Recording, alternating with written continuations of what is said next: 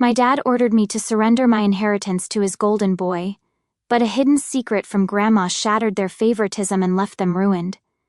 I'm Ethan, a 27-year-old male, and I guess you could say I'm at the center of a family drama that I didn't ask for. Here's the deal. My grandma, my dad's mom, passed away last year. She left behind a house in upstate New York worth over $600,000 and around $250,000 in cash and other assets. My dad, a 52-year-old male, and my brother Lucas, a 30-year-old male, didn't get a dime. Instead, my grandma left my dad's share of the inheritance, 1/3 of her entire estate, to me. Yep, me. I didn't even know there was going to be an inheritance meeting. I got a call from my grandma's lawyer a week after her funeral, asking me to come in for a private reading of the will. I figured it was something routine, maybe just paperwork for her estate. When I walked into the lawyer's office and saw my two aunts sitting there, I started to feel a little uneasy. It wasn't like my grandma to keep secrets, but this whole setup already felt strange. The lawyer started by explaining how the estate was being divided: 1/3 to Aunt Clara, 1/3 to Aunt Linda, and 1/3 to me. My aunts didn't seem shocked by this, which told me they already knew, but I was completely blindsided. Why would my grandma leave me a share of her estate instead of my dad? I'm not even married, I don't have kids, and honestly, I'm still figuring out my career. My dad, on the other hand, has always portrayed himself as the responsible one in the family. He's a small business owner, a father of two, and the type of guy who never misses a family gathering. It didn't make sense. The lawyer must have noticed the confusion on my face because he slid a sealed envelope across the table. "Your grandmother wanted you to have this," he said. My hands were shaking as I opened it. Inside was a handwritten letter from my grandma, dated about a year before she passed. Her familiar cursive handwriting made me tear up immediately, but as I read the letter, my sadness turned to shock. In the letter, my grandma revealed a secret that had been hidden for decades. My dad isn't Lucas's biological father. Apparently, my mom was already pregnant when she met my dad in college. They fell in love, and my dad decided to raise Lucas as his own. But my granddad wasn't having it. He thought my dad was making a huge mistake by marrying my mom and raising another man's child. It caused a massive rift in the family, and my granddad ended up disowning my dad entirely. What's wild is that my grandma stayed in touch with my dad behind my granddad's back. She'd visit us occasionally when I was a kid, but it was always framed as a quick visit or something casual. I never realized there was this whole layer of family drama happening in the background. It wasn't until my granddad passed away that my grandma started openly rebuilding her relationship with us. Even then, she clearly held some resentment toward my dad for not being upfront about the situation. Her decision to leave my dad out of the will was her way of making a statement. She felt like he had betrayed the family by keeping this secret and wanted to acknowledge the sacrifices I had made over the years. Honestly, I'm not sure what sacrifices she was talking about, but I think she saw me as the underdog in all of this. Maybe she wanted to give me a chance to build something for myself without the pressure of constantly comparing myself to my golden boy brother.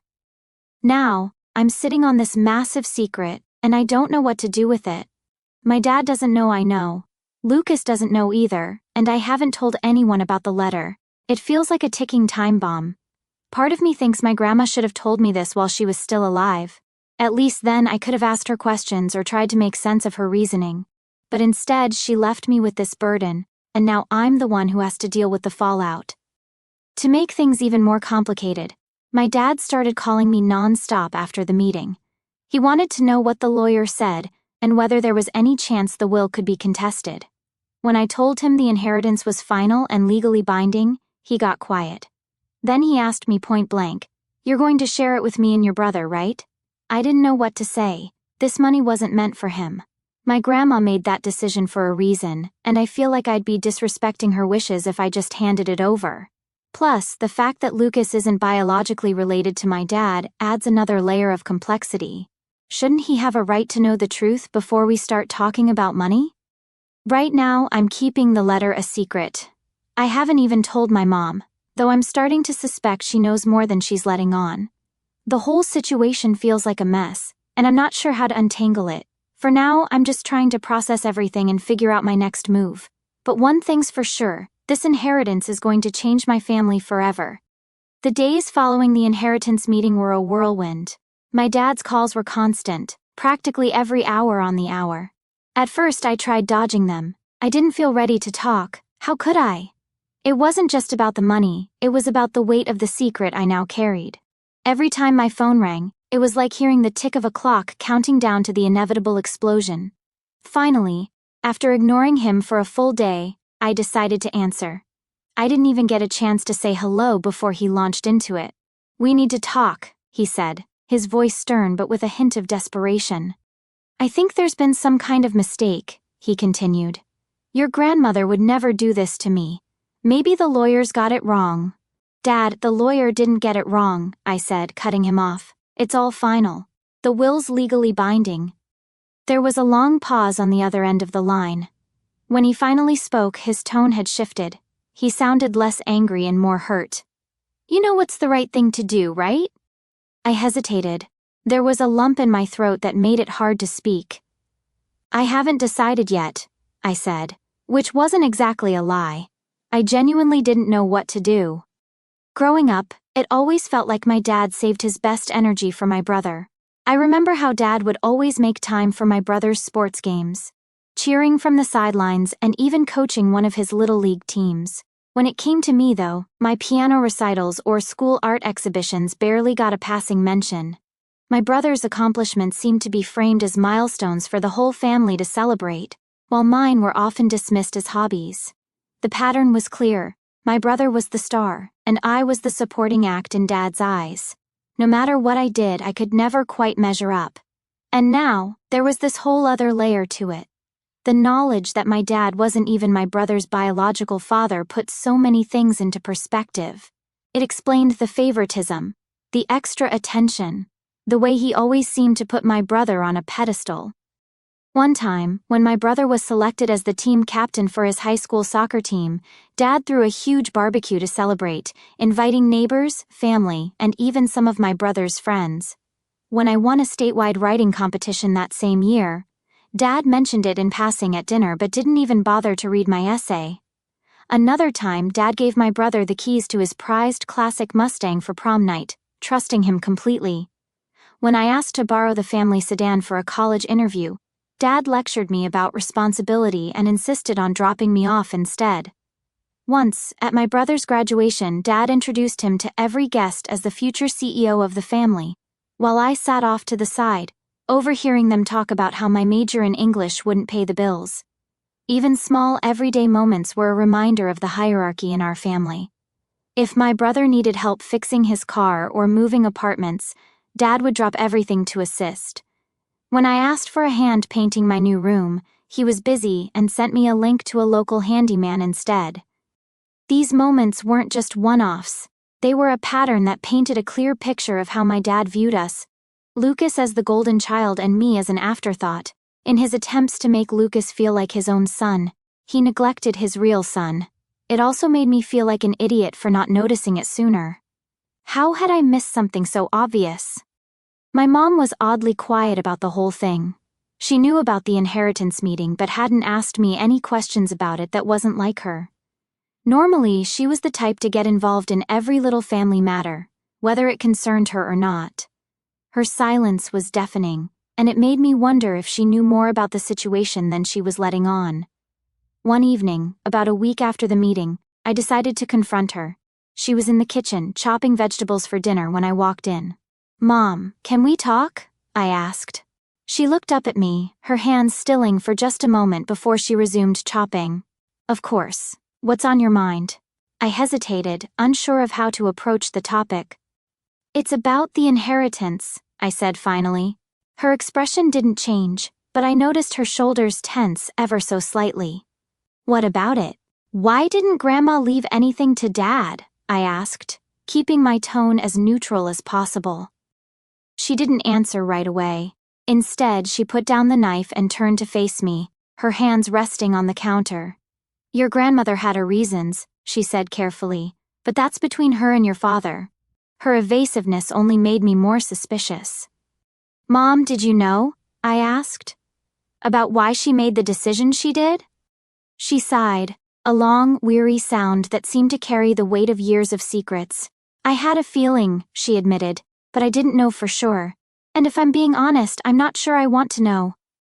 Her answer left me with more questions than answers, but I didn't push her any further.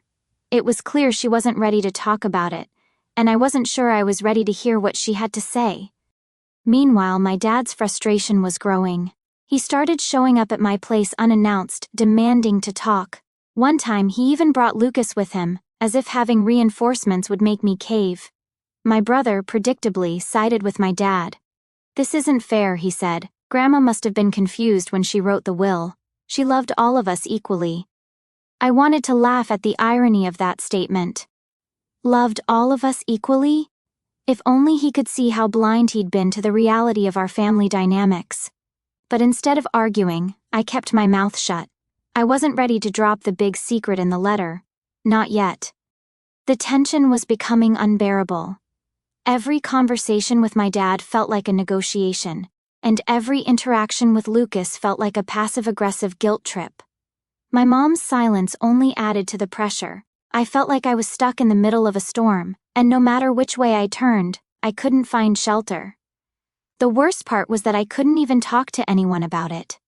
My friends wouldn't understand, and I didn't trust anyone in the family enough to confide in them. So I kept it all bottled up, hoping that somehow, someway, things would work themselves out. But deep down, I knew that was just wishful thinking.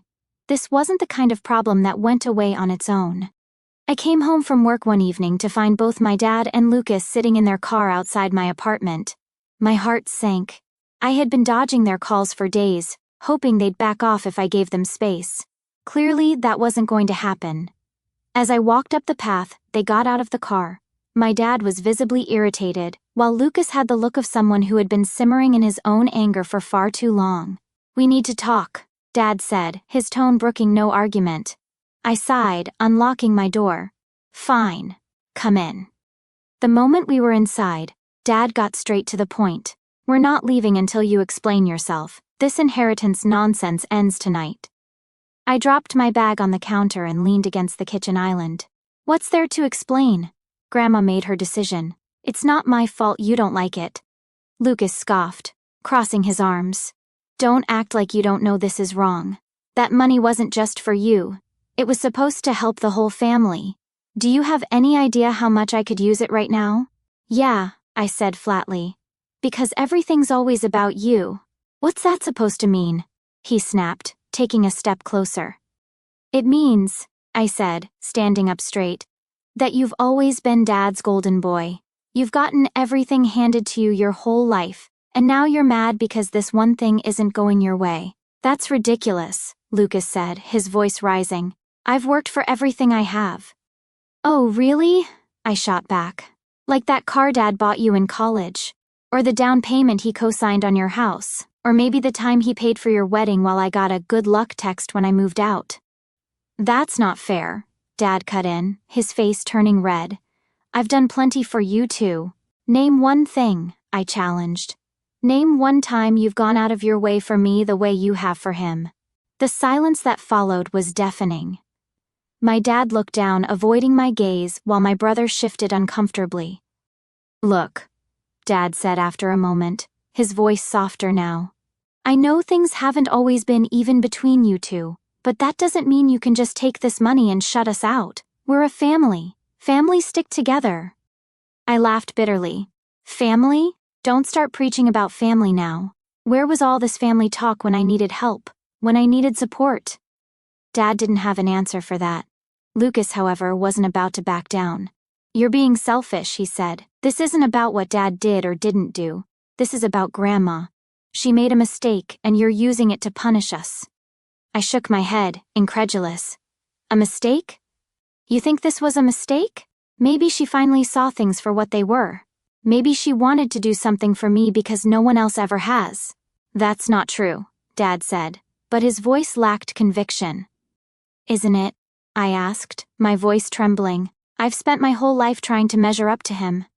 I gestured toward Lucas, and nothing I ever did was good enough. But now for once, I have something that's mine, and you can't stand it. My dad's face fell, and for the first time he looked genuinely remorseful.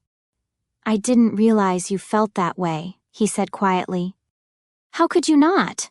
I asked, my frustration boiling over. "You've spent years making it clear who your favorite was, and now you were here demanding that I give up the one thing Grandma left me. Do you even hear yourself?" Lucas took a step forward, his anger bubbling to the surface again. "This isn't about favoritism. This is about what's right, and what's right is splitting the inheritance equally." "What's right," I said, meeting his gaze, "is respecting Grandma's wishes, and if you can't do that, then that's on you, not me." The room fell silent again, the weight of my words hanging heavy in the air. My dad finally broke the silence, running a hand through his hair. "Look, maybe we all need some time to cool off, but this conversation isn't over." As he turned to leave, Lucas glared at me one last time. "You're going to regret this," he said. "Maybe," I replied. "But at least I'll know I didn't let anyone bully me into giving up what's mine." The tension with Dad and Lucas had been simmering for weeks, but after their ambush at my apartment, I knew it was only a matter of time before something boiled over. I couldn't shake the anger from our confrontation, but what weighed even heavier on me was the secret I had been keeping, the truth about my brother's parentage. I had wrestled with whether to tell them, but every passing day made it harder to keep quiet. If they were going to keep badgering me about the inheritance, they had to know why Grandma made her decision. The opportunity came sooner than I expected. My dad showed up at my apartment again, this time alone. It was late, just past 9 o'clock in the evening, and I had just sat down with a drink, hoping for a quiet evening. The sound of his knock startled me, and I hesitated before answering. Part of me wanted to ignore it, but I knew he wouldn't leave until we talked. When I opened the door, he stood there, looking more tired than I'd ever seen him. His shoulders were slumped, and the hard edge in his expression from the last time was gone. Instead, there was something softer, almost pleading. "Can we talk?" he asked, his voice low. I stepped aside, gesturing for him to come in. He didn't bother with small talk, going straight to the living room and sitting down on the couch. I stayed by the kitchen counter, keeping some distance between us. "I've been thinking about what you said," he began, clasping his hands together, "about how you felt overlooked. I didn't realize. I didn't mean to make you feel that way." "It's not just about how I feel," I said, crossing my arms. "It's about how things have always been. You've spent years making excuses for treating me like I didn't matter, and now that Grandma called you out on it, you're scrambling to make it my problem."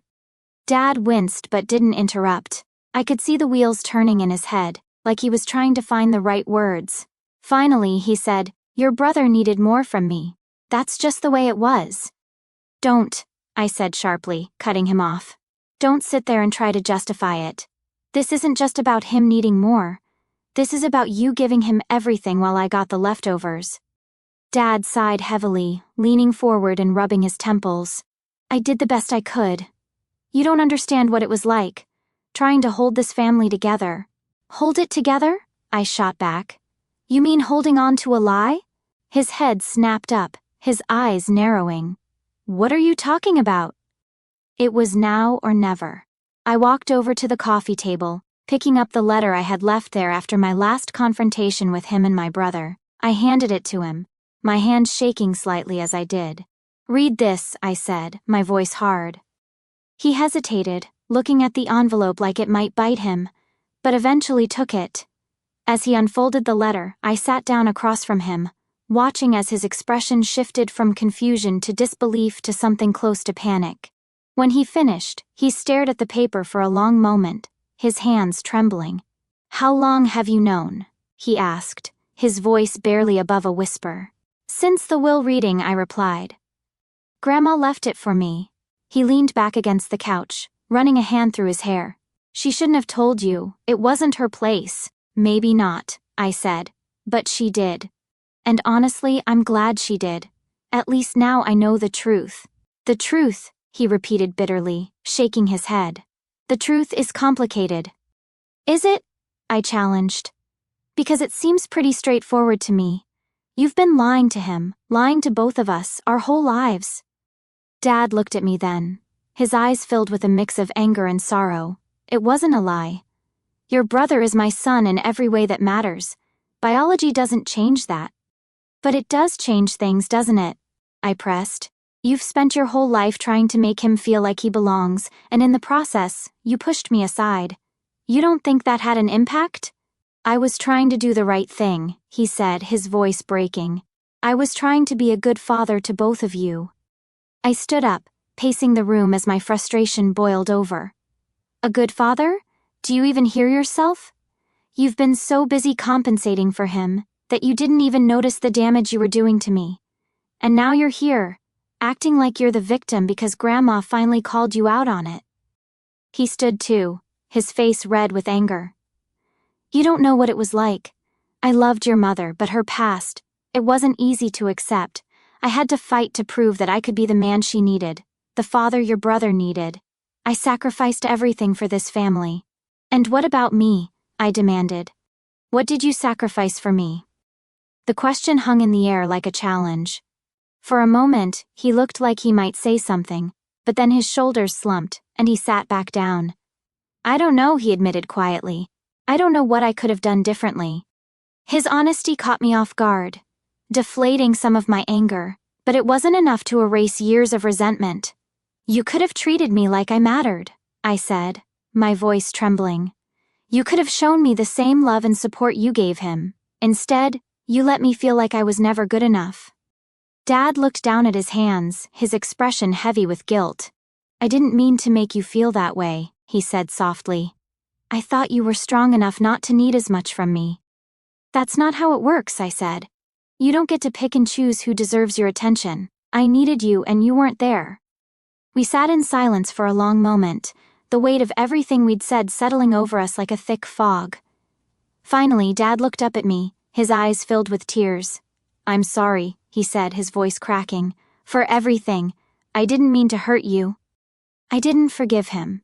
His apology was too little, too late. Words can't undo decades of being treated like I was the backup plan. And now, armed with the truth, I wasn't about to roll over and let them guilt me out of what was rightfully mine. If anything, his confession confirmed what I already knew.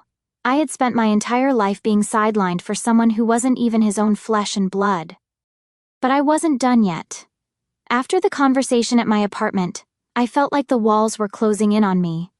The letter was out in the open now, at least to Dad, but Lucas still didn't know, and it wasn't like Dad was going to rush to tell him.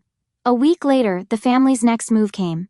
I got an email from a lawyer my dad had hired, announcing that he and Lucas intended to contest the will. They claimed Grandma was not of sound mind when she wrote it. I almost laughed when I read it. It was such a desperate, last-ditch attempt to get their hands on something that wasn't meant for them. But I knew this wasn't just a money grab anymore. It was a power move. They couldn't handle the idea of me, the afterthought, holding something they couldn't control. I forwarded the email to my own lawyer, adding a short message. Let's end this. The court proceedings were long and brutal. My dad and Lucas pulled every trick they could think of to discredit Grandma's decision. They even tried to drag my aunts into it, hoping they'd side with them, but Clara and Linda shut that down fast. My aunts may not have always been close to Grandma, but they respected her wishes. They testified that she was sharp as ever when she made the will, and that she had been clear about her reasons. My lawyer was a shark, and we came prepared. The letter Grandma left me became a key piece of evidence, though I still hadn't told Lucas what it said. The court agreed with us. Grandma's will stood as written. Dad and Lucas lost their challenge, and the inheritance stayed mine. I thought that would be the end of it, but of course it wasn't. Lucas showed up at my door a few days after the ruling, uninvited as usual. He was fuming, his face red with anger. He didn't even wait for me to invite him in, just barged past me and started yelling. This is bull, he shouted, pacing my living room. You know this isn't fair. She wasn't in her right mind and you know it. I crossed my arms, leaning against the wall. The court disagreed. You're just mad you didn't get what you wanted.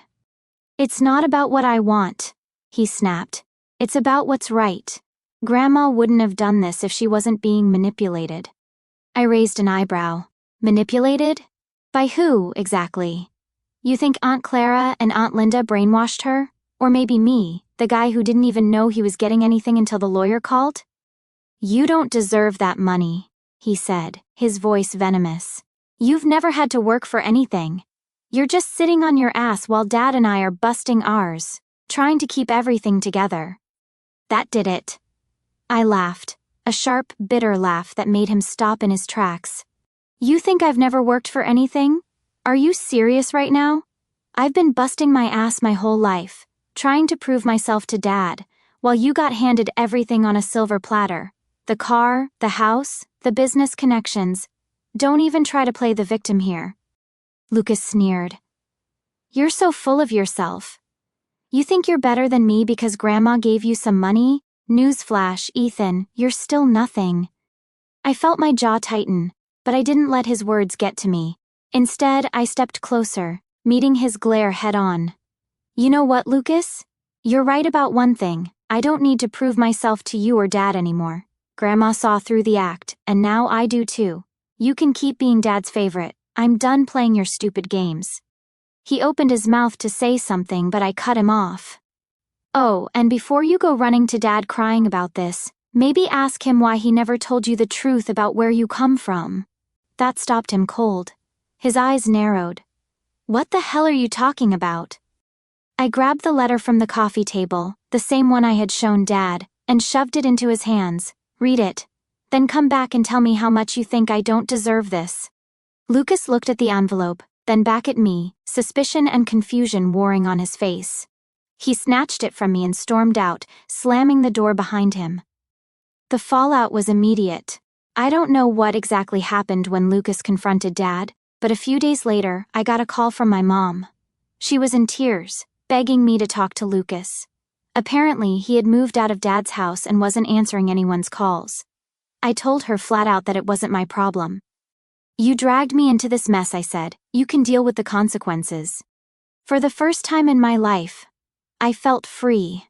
Free from the guilt, the resentment, the constant need to measure up to their impossible standards. I had the money Grandma left me, but more importantly, I had the truth, and I wasn't afraid to use it. I cut contact with Dad and Lucas after that. My mom still calls occasionally, but our conversations are short and surface level. She doesn't ask about the inheritance, and I don't offer any updates. As far as I'm concerned, they can all keep each other company. They wanted their golden child so badly. Well, now they have him. Meanwhile, I'm building my own life. I sold Grandma's house and used the money to start my own business, something I've wanted to do for years. I'm not saying everything's perfect, but for the first time in a long time, I'm living for me, and it feels damn good.